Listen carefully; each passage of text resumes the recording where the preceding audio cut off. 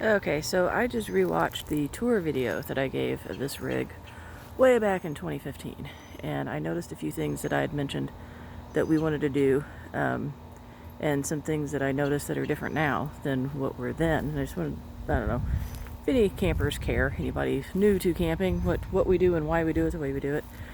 One thing we did, I don't know if you see my dog running around back there, but we bought these carpeted stair treads, I guess is the right word for them, so she wouldn't snag one of her a nail from her paws on those as coming into and getting out of the rig.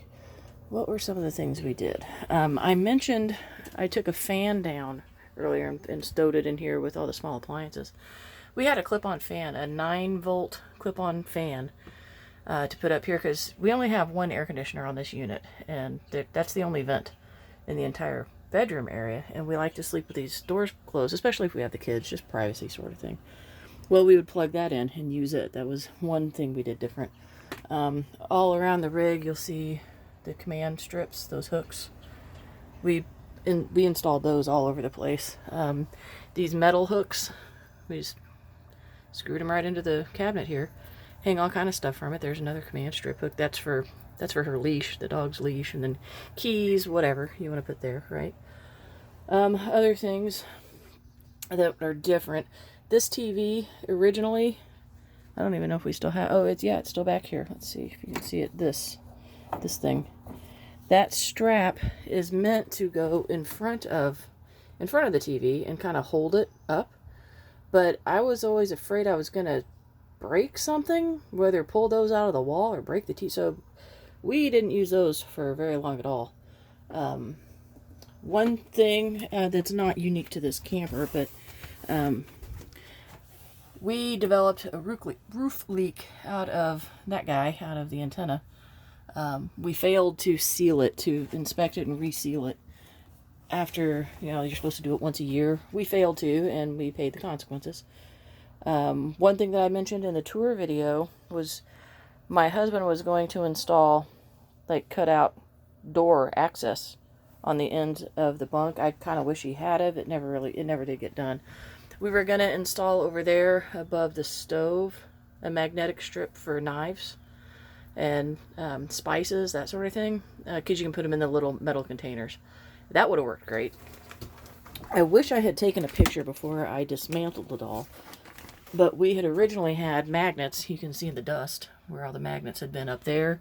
We had a bunch of magnets over here. Anything that was metal, we were sticking them to. And so my husband installed this for me. It's just a big sheet of metal, and I could put all my magnets, the collection. One magnet that it disassembled itself, that's the sticky side, and I can't get that magnet bit off, so it's either going to take a scraper or I don't know.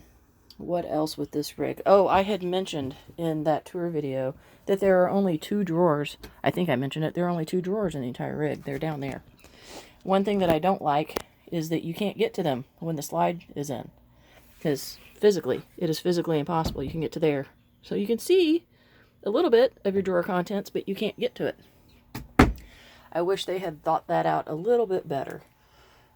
Still always have loved the big U-shaped dinette. I love the big windows in this style of RV.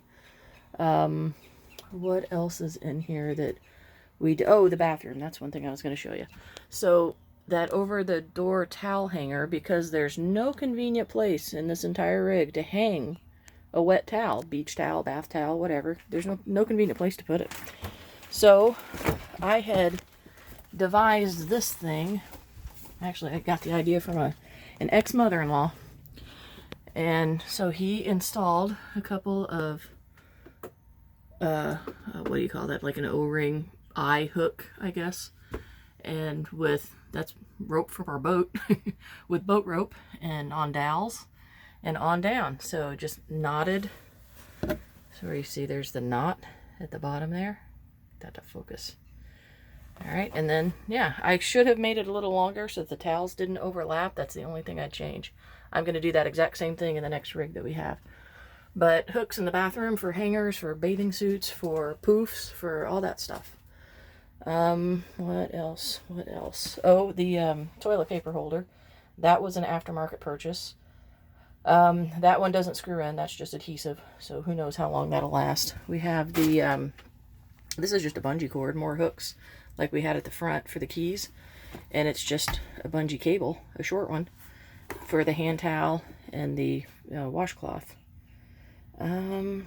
Anything else? Let's see.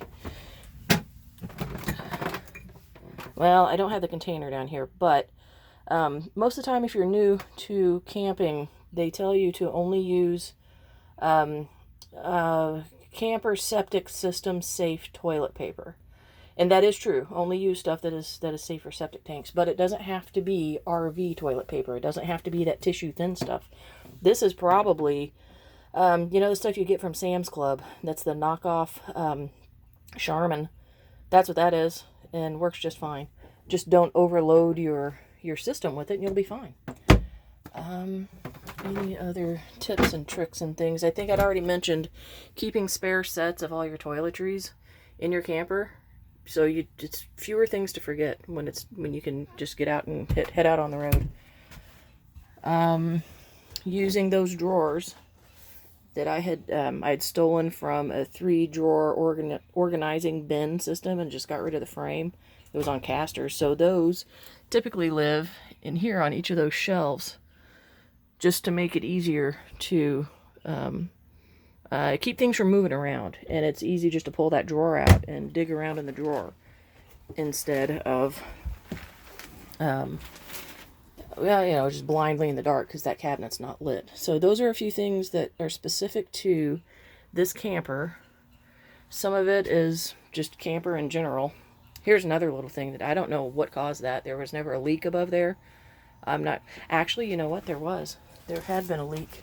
There's a speaker up here. That speaker had fallen out.